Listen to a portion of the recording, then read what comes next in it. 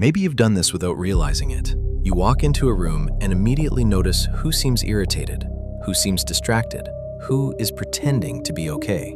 You hear a single word in someone's voice and somehow know something is wrong. A text arrives with a period at the end instead of an emoji. A reply takes longer than usual. Someone says, "I'm fine," and part of you instantly starts searching for what they actually mean. You don't decide to do it. It happens automatically, almost before conscious thought. People often describe this as intuition, being perceptive, reading energy.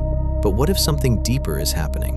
What if your mind isn't simply observing the environment? What if it's scanning it? The hidden pattern. There are more people like this than you think. People who notice tiny shifts others miss. The slight tension around someone's eyes, the pause before an answer, the difference between genuine laughter and polite laughter. From the outside, this often looks like emotional intelligence, and sometimes it is. But many people carry another form of awareness beneath it, an awareness that wasn't built through curiosity, it was built through necessity. Because in some environments, paying attention wasn't optional, it was protection. The child who learned to detect tension before an argument, the teenager who learned to predict moods before they arrived, the adult who still notices everything because their nervous system never fully stopped watching. What often looks like a gift began as an adaptation. Not every difficult childhood creates this pattern, but unpredictability often does. The kind of environment where the emotional weather changed without warning, where peace could become conflict in minutes, where affection sometimes felt available and sometimes disappeared. Children in these environments become students of human behavior, not because they're fascinated by psychology, because understanding people feels necessary for survival. They learn which footsteps mean safety, which silences mean danger, which facial expressions signal a coming storm. Over time, the brain begins allocating resources differently. Instead of focusing primarily on exploration, creativity, or play, attention shifts toward monitoring, watching, tracking, preparing. Years pass, the environment changes, the child grows up, but the skill remains. The nervous system continues performing a job it learned long ago, a job it became exceptionally good at. The mechanism. This creates a fascinating paradox. The same system that protects you can also exhaust you. Every room becomes information, every conversation becomes data, every interaction contains signals to interpret. The brain learns that uncertainty might be important, and important things must be monitored. So attention keeps extending outward, not resting, not settling, always checking. The result is a person who often understands everyone around them while remaining strangely disconnected from their own internal state. The spotlight stays pointed toward the environment, rarely toward themselves. Real-life recognition.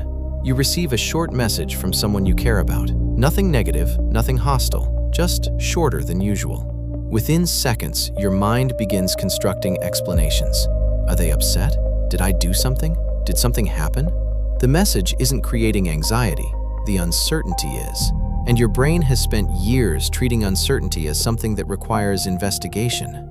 Or maybe you're sitting in a meeting. Nobody appears upset. The conversation continues normally, yet you notice a subtle change in tone between two coworkers.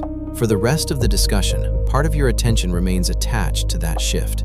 Not because you're distracted, because your mind has learned that small changes sometimes precede bigger ones. Then there is the strange exhaustion after social gatherings. You enjoy the people, you enjoy the conversation, yet afterward you feel depleted. Not because talking is difficult, because while everyone else was participating, part of you was also monitoring, reading faces, tracking moods, adjusting responses, maintaining awareness of the emotional atmosphere. That invisible work consumes energy. Another example appears in conflict. Someone raises their voice slightly, not aggressively, just slightly. Yet your body reacts before your thoughts do. Your shoulders tighten, your stomach shifts, your attention sharpens. A system trained by old experiences responds faster than conscious reasoning. And sometimes the pattern appears in success. You become the person everyone relies on, the one who notices problems early, the one who predicts issues before they happen, the one who can walk into a situation and immediately sense what others overlook. People admire this ability. What they don't see is the effort behind it, because the skill that makes you valuable often prevents you from fully relaxing. One more place it appears is in relationships. You remember details others forget. You notice emotional distance before it is acknowledged. You sense when something feels different.